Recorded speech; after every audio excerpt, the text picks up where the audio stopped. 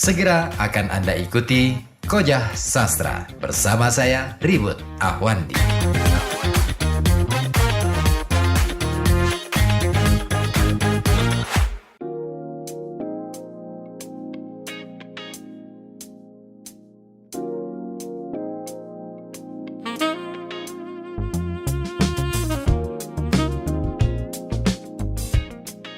Masih Anda simak Kojah Sastra bersama saya Ribut Ahwandi dari Kurinci 7 FM 91,2 Radio Kota Batik, radio kesayangan Anda, news interaktif solutif.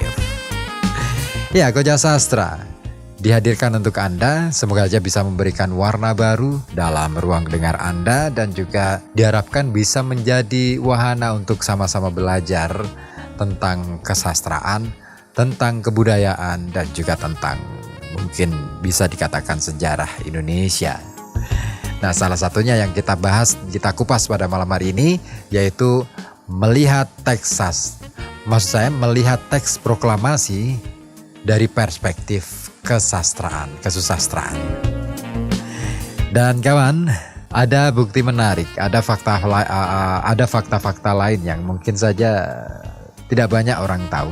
Dan fakta ini sangat menarik buat saya, mungkin juga buat Anda ya kawan, bahwa ternyata sosok Bung Karno ini selain sebagai politisi ulung, diplomator handal, orator, ternyata beliau ini juga sebagai seorang seniman, dikenal sebagai seorang seniman. Beliau adalah seorang arsitek. Tentu berbicara tentang dunia arsitek tidak lepas dari dunia seni, yaitu seni membangun, seni merancang bangunan. Beliau juga seorang pelukis, bahkan sangat mencintai dunia lukis. Jadi beliau memang sangat menyukai dunia seni.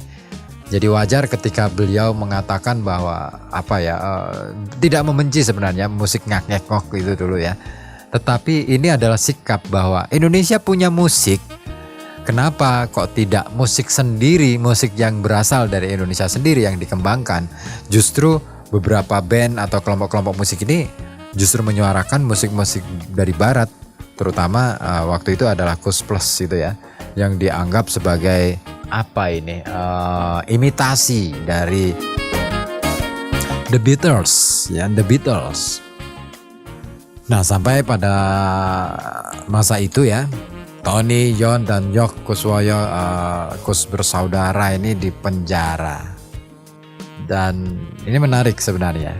Apa sih dibalik sikap ini? Sikap Bung Karno itu yang keras terhadap musik-musik pop itu. Ada cerita di balik itu, tapi saya tidak akan ulas itu. Mungkin ada bagian lain ya di program lain. Dan baik, kita kembali lagi pada bagaimana kita ngulik teks proklamasi ya dari perspektif sastra. Ya, Bung Karno ternyata juga seorang sastrawan ini kawan. Nah, baru dengar ya, mungkin ya. Apa buktinya? Ada banyak bukti. Karena beliau ini ternyata banyak menulis naskah puisi yang ia tulis dan ia publikasikan. Dan bahwa ternyata selain puisi ya, dia juga pernah menulis naskah drama saat dalam pengasingan. Nah, naskah-naskah sastranya itu bisa kita ketemukan di beberapa buku karya beliau, diantaranya di buku Di Bawah Bendera Revolusi, terus kemudian Sarinah, dan juga Bung Karno Penyambung Lidah Rakyat itu juga ada. Juga buku-buku yang lain.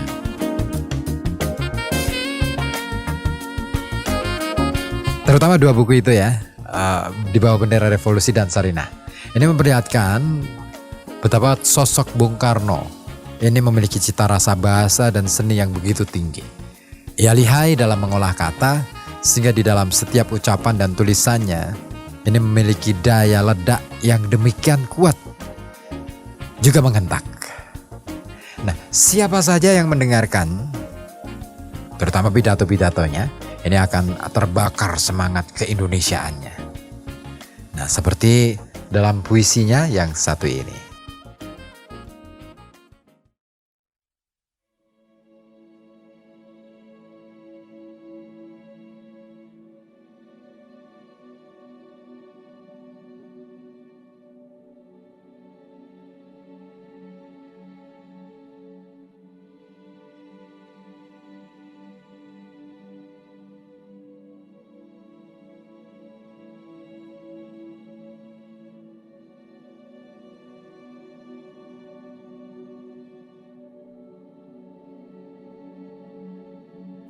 Sejarahlah yang akan membersihkan namaku.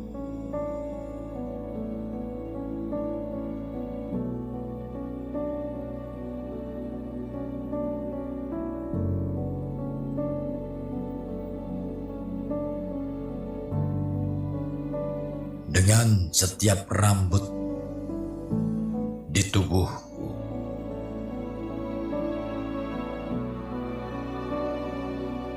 aku hanya memikirkan tanah airku.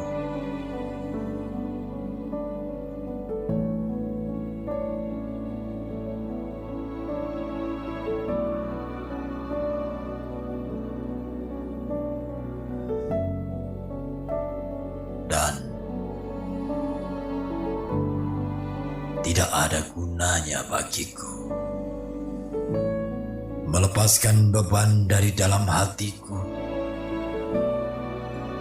kepada setiap pemuda yang datang kemari.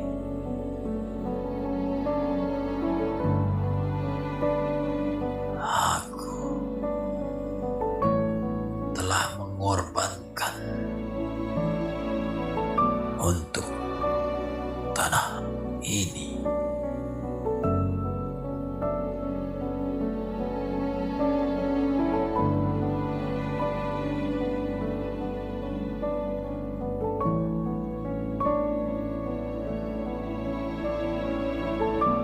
Tidak menjadi soal bagiku apakah orang mencapku kolaborator. Aku tidak perlu membuktikan kepadanya atau kepada dunia apa yang aku kerjakan.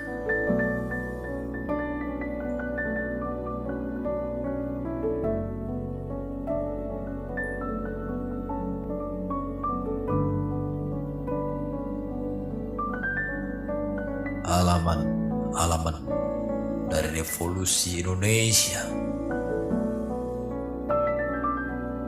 akan ditulis dengan darah Soekarno.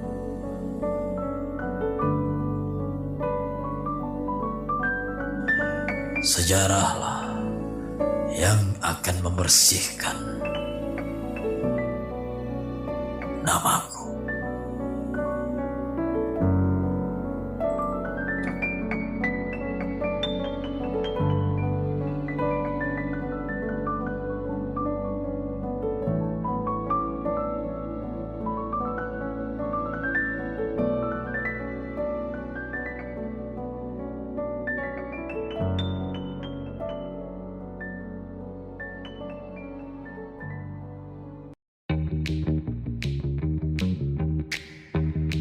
Terima kasih Anda telah menyimak Kojah Sastra bersama saya Ribut Ahwandi dari FM 91,2 Radio Kota Bati.